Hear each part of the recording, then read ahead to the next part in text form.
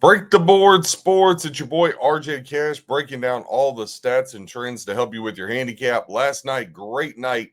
Florida Panthers got home in hockey. Alabama in college football. 76ers cover in the NBA, and Seattle wins outright in college hoops. Perfect 4-0 sweep.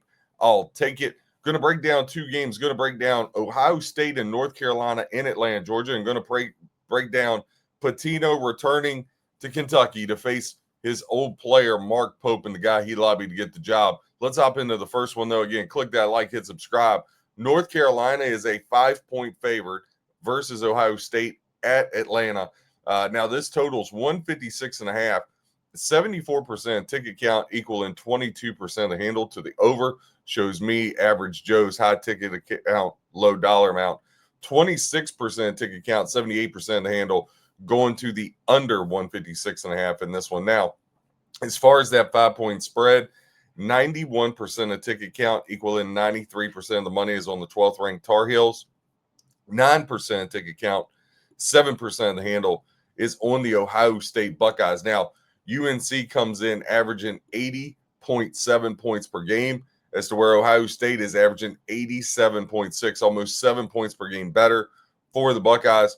But UNC's defense, number 16 in the country, 64 points per game is what they're giving up. Ohio State giving up 72.9 points per game.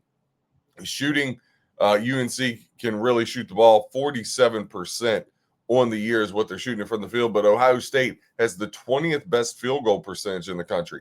They're shooting it at 51.1 points per game, 51.1% per game. Absolutely incredible what they're doing. From a defensive standpoint, UNC, obviously, their defense, we know how Hubert Davis likes to turn it up, but this Ohio State team not really getting enough credit for what they've been able to do so far. This team's really turned around. Now, North Carolina comes into this 10-1 straight up, 7-4 against the number, 1-0 in true road games. Ohio State 8-2, 4-6 ATS on the year. Now, these two schools haven't played since 2022. When they did, North Carolina got the 5-point win in overtime. Now, North Carolina, they come into this round a 4-game winning streak. That win at Kentucky was really big to start that winning streak. That was coming off the loss where Michigan State absolutely pounded them. But some good wins. Georgetown's looking like a halfway decent team.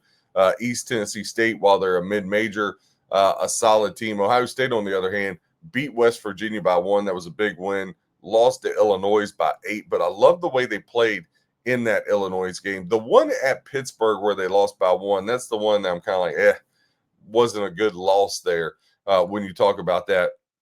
But when I look at this, obviously, I think these two teams are very, very even. I do think North Carolina is a little bit superior. Obviously, they got a little bit more thoroughbreds, so to speak, than Ohio State does. But I still think Ohio State can run with this team. When you look at Ohio State, 5-12 ATS their last 17, that's not a good number, but 8-2 straight up their last 10. Head-to-head, North Carolina and Iowa State. North Carolina 6-1 ATS over the last 7 games. UNC comes into this 10-1 their last 11. Also, UNC's been very good at covering the spread. 14-6 ATS their last 20. But remember, everybody was on the over. North Carolina's actually played to the under in 5 straight games. Listen, not sure if I'm going to get to the window here. I know it's a big game, so that's why I wanted to throw out some stats and stuff to help you guys.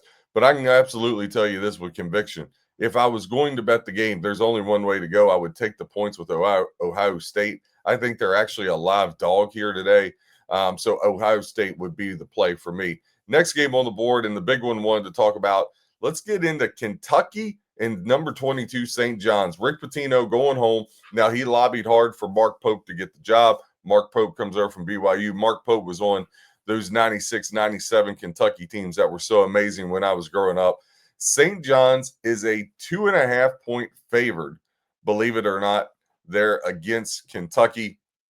156.5 is the total in this one.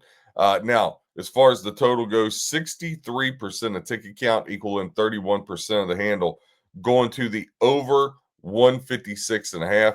37% of ticket count, um, equaling 69% of the handle going to the under in this. And just one mistake, not going back home to Kentucky, playing his old home team, Kentucky. This game is in Atlanta, Georgia. So I did misspeak there.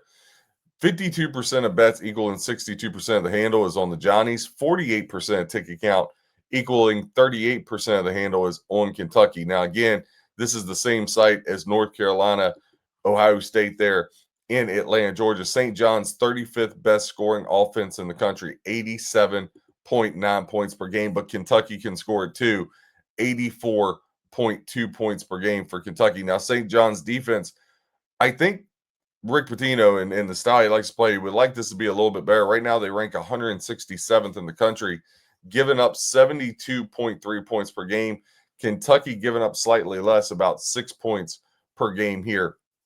Also, when you look into it, St. John's 1-4 ATS their last 5, 0-8 against the spread their last 8 games versus the SEC. But they're 15-2 their last 17 on a Saturday, 16-4 their last 20 overall. And when St. John's is in the role of the favorite, they're 6-1 straight up over their last 7. Now, Kentucky, 12-6 their last 18 games straight up.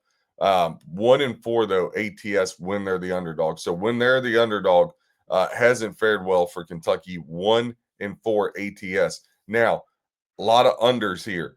5 of the last 7 games Kentucky's played in has went under the total. 7 of the last 10 Kentucky's played an SEC team has went under the total, and St. John's has went under the total 4 of their last 5 games. Now, these two teams have not played since 2011. St. Johnny's come in 7-3, 5-5 ATS. Kentucky comes in 7-4, 5-6 ATS for the Kentucky Wildcats. In this game, I'm going to play St. John's. Already got in pocket. St. John's on the money line, minus $1.45. I think Rick Pitino gets home here. This is a big game for him.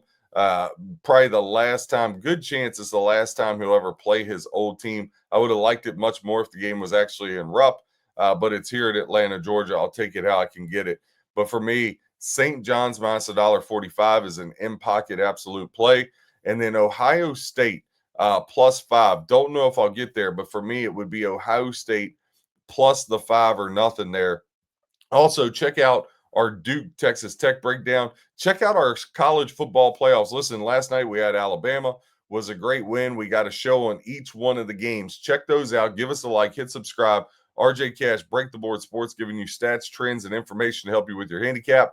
Whether you fade or follow, I hope you win your bet. God bless and happy handicapping.